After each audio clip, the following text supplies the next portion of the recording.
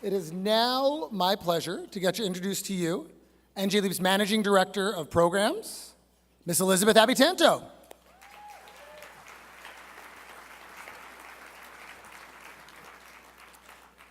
You will hear throughout the course of the night, and if you talk to any of our students, that Miss A is really like a mother to all of our kids. And this year we actually have sent beyond 100 students to college over the course of our entire organizational history.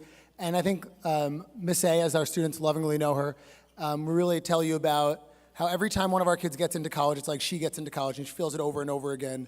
We are who we are because of all the love and support that Miss A puts into the program. So now, ladies and gentlemen, Miss A. Thank you, Matthew. And so good evening, everyone. Good evening. Thank you. My name is Miss Abitanto, or as some students will refer to me as Miss A, or Big Mama here, as Matthew Feinstein was referring to, and I'm NJ LEEP's Managing Director of Programs. And you just heard Nakaya talk about how NJ LEEP has impacted her life, but often overlooked element of our community is the effect that the students have on each of us. And so we thank you, students in the room and those that are not here, because in a way you change the way we think about ourselves, our communities, and our values. I have worked for NJ LEEP for over 5 years, and in that time, I've had the incredible privilege of seeing over 100 students go through our college application process. Each year, thank you. Each year at the Gala, we ask one of our seniors to share their story in order to help our supporters understand the magnitude of their impact. But as staff, and with our board, and with our students, one of the key areas of focus for us is what happens to Abdurrahman, Amanda, Sharad, Nakaya, and their classmates once they take that leap to college. The experience of first-generation and minority students on college campuses are oftentimes journeys fraught with peril, fear, and isolation. I know this far too well.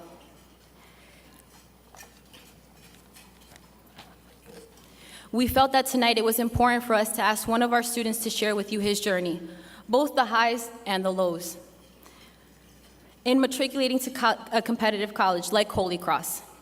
I promise not all of our students go to Holy Cross, from an underperforming high school. The challenges Emmanuel faced, unfortunately, are common for the population of students we've served. But at NJ LEEP, we have always sought to learn from our challenges and ensure that each successive class of students is able to incorporate these lessons learned into their experience. In addition, we seek to ensure that every one of our students knows that they have a community supporting them along their journey. It is my great pleasure to introduce to you this evening, Emmanuel Dortu.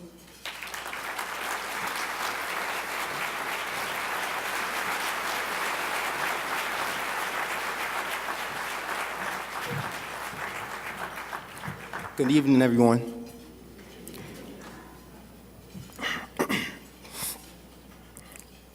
From Africa to North America, though my life journey has required me to change countries and continents, one thing has remained constant: family. Family knows no borders. Family knows no end. 8 years after joining NJ LEEP, I stand before you today because NJ LEEP is a family. Through my many ups and downs, NJ LEEP has remained by my side, supported me, and challenged me. Many people think that NJ LEEP is a 4-year program, but they are incorrect. NJ LEEP is a family, and its commitment to its students is eternal. To truly share with you how much NJ LEEP has impacted me, I must start from the beginning.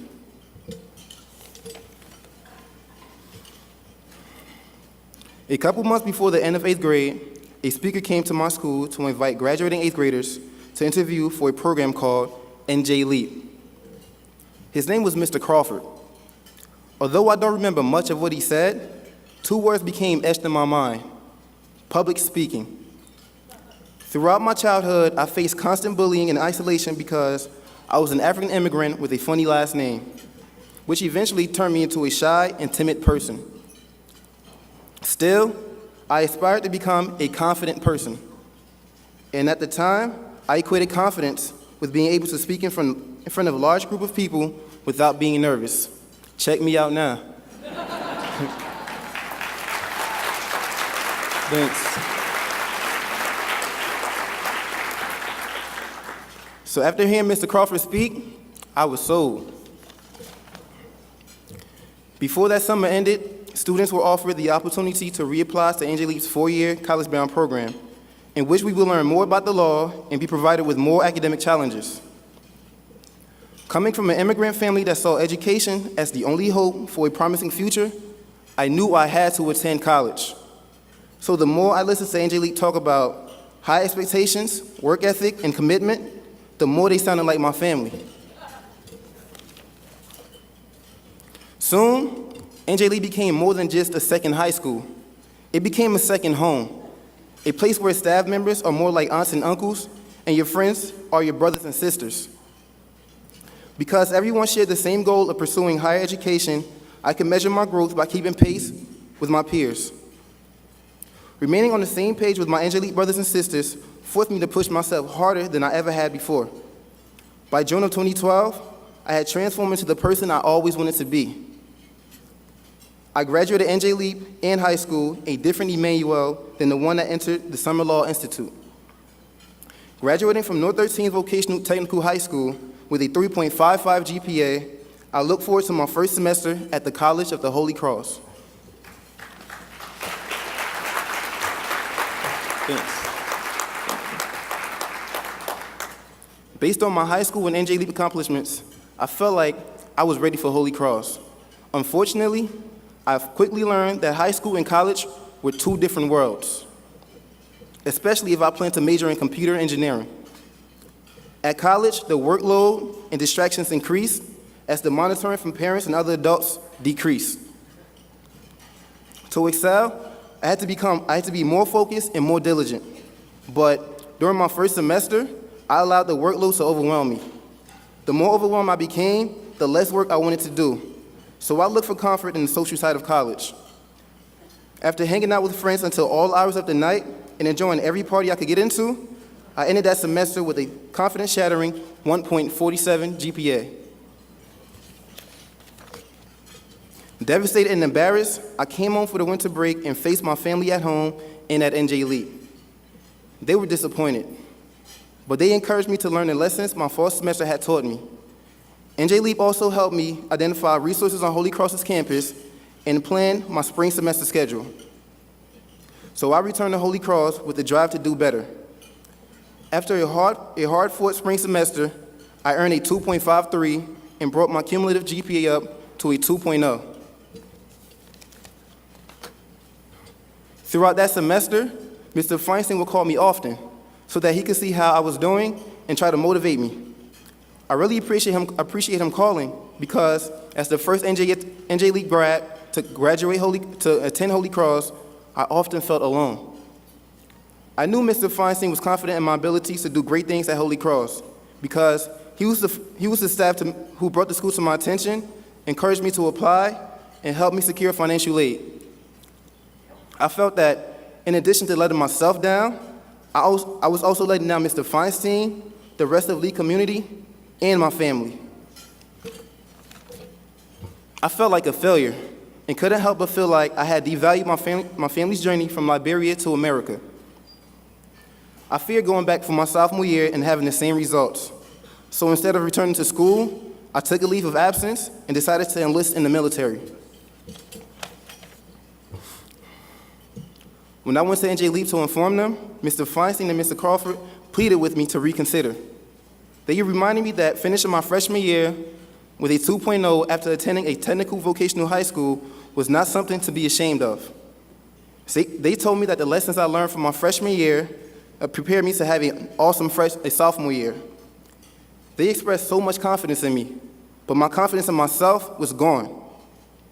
We talked and talked and talked.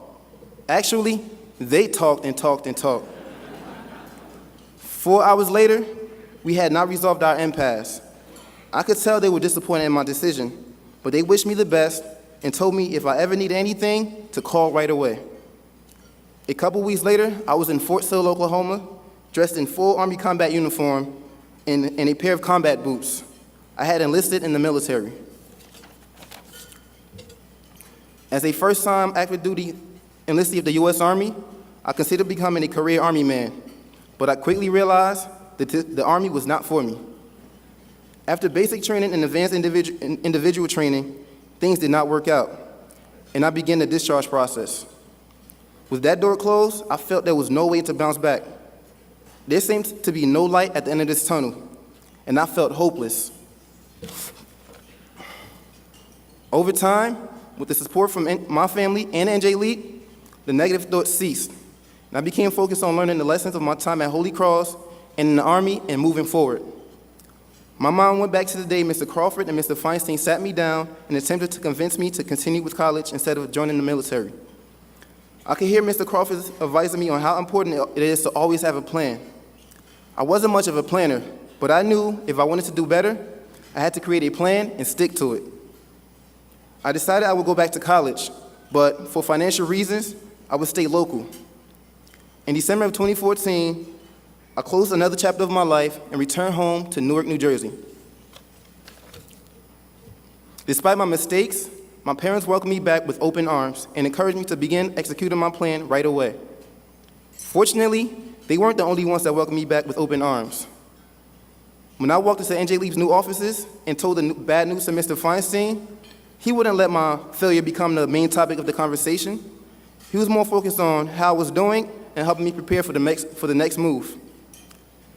NJ LEEP's commitment to me had not ended. Mr. Feinstein and the entire staff was still there to support and encourage me. I told him of my plans to stay local, and although I knew he wanted me to go back to Holy Cross, he supported my decision to attend New Jersey Institute of Technology. It was good to know that the support system I grew to depend on was always there. Always there for me, even if they disagreed with my decision. NJ LEEP never said, "I told you so," or "You should have listened to us." They never used my mistakes to embarrass or demean me.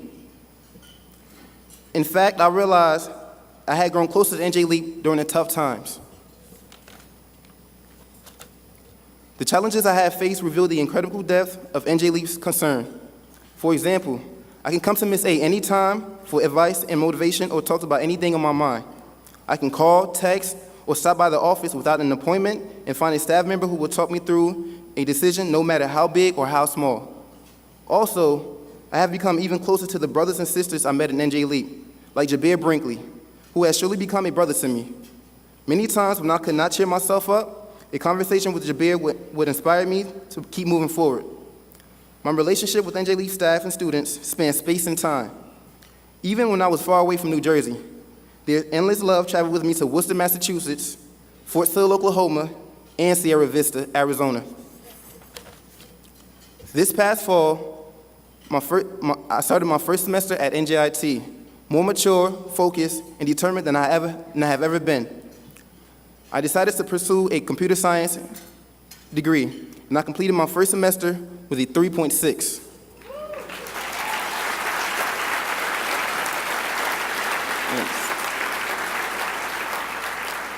The next goal was to prepare myself for professional success by securing a summer internship. I am proud to say that this summer, I will be a technology analyst intern at JP Morgan Chase.